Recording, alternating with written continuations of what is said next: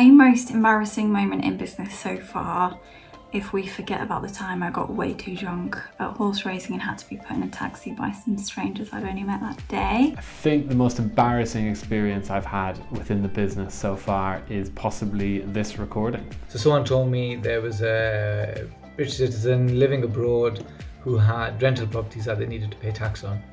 So I forgot to do a background check. I literally reached my limit of frustration and emotion and everything at my previous firm and ended up walking out of a senior management meeting, going into the toilets and crying for 20 minutes. Unable to rejoin the meeting until I'd composed myself, sorted my face out and everything else. We make films all the time for clients, and we have like a list of rules and a list of hints and tips that we give them. But I'm usually the other side of the camera lens, and it's a completely different kettle of fish when you're on this side of the lens, and it's very, very embarrassing. After the call with him, I went onto his LinkedIn, and turned out he was a qualified accountant, worked for the Big Four. You know, he was the CEO of a multinational company, and I was asking him if he'd ever claimed benefits in the UK. I think our biggest waste of money so far as a business has been, without a shadow of a doubt, the office spaces that we rent. I'm an accountant, I don't waste money. And I wish I didn't. Biggest waste of money I think I've avoided since starting the IP practice is probably recruitment consultants. Surface Pro. So when I started my business, I'd been to see a lot of the clients. A lot of clients pulled out their MacBooks and their Surface Pros and they were scribbling away on them, looking all dead fancy. So I thought, I need one of these. I need to look just as fancy as them.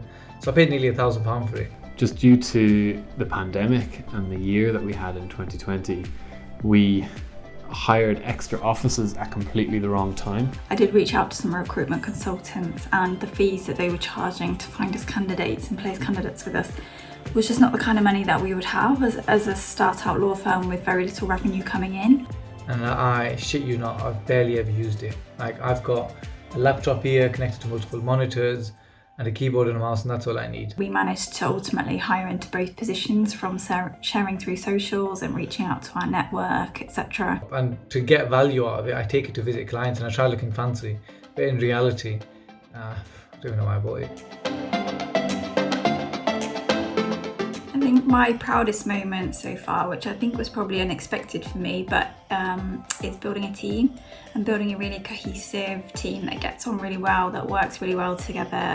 When we saw our company name on the credits for an ad campaign alongside other established companies. My proudest moment is probably whenever I get a call from, a massive client.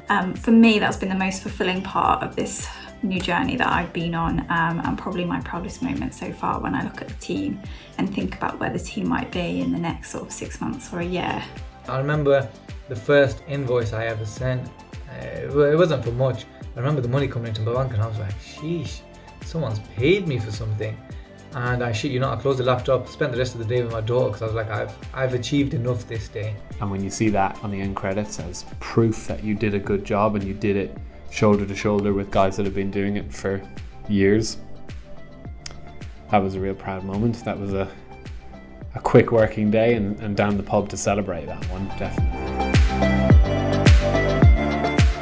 I've made lots of friends in my profession. Some of my best friends are actually trademark attorneys, and I've made some really great friends just through engaging with businesses on startup schemes, mentoring schemes, helping clients, other lawyers that refer me work, and clients. Some of my clients have become genuine friends. We WhatsApp all the time. I think we've made some friends. I do think we've got some proper friends of the company because we've gone out of our way to go above and beyond, especially if we've messed something up for someone. It's not something I like to happen, and we're still such a small company. We take it very personally. So I've made a lot of friends. And enemies, I'm kind of an easygoing guy. I don't make enemies. I've got a few clients who have pissed me off. I think it's fair to say you're going to ruffle a few feathers and rub people up the wrong way and other cliches like that. Enemies is quite a strong word, but there's definitely people I've encountered along my journey that I was not sad to say goodbye to.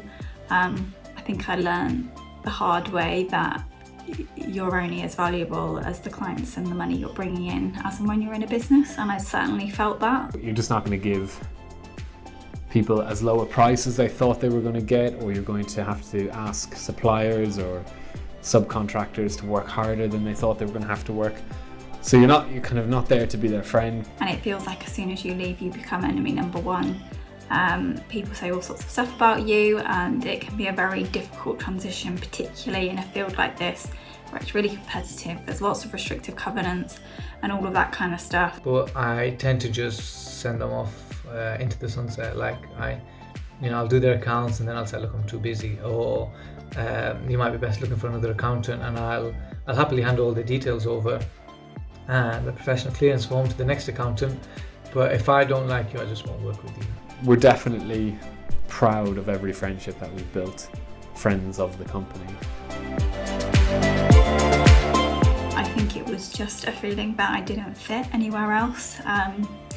I got to a point where I was super frustrated where I was. I wanted something different. I tried to implement change. I tried to make changes to processes, systems, everything, and it just wasn't happening. I was a corporate accountant. Corporate accountants is very much number churning. It's very much presentations and talking and look what I can do and look how good this is. We decided to start our business for probably the most boring reason you could have. It's just that we were working very well together as freelancers, and we wanted that to grow and to continue and to bring other people into the group so that we could make sure that we could continue delivering. And then when I had my daughter, I just thought, this is not the life I want. I don't want a manager telling me, we need to finish the accounts by Friday, you're working till like 9 o'clock.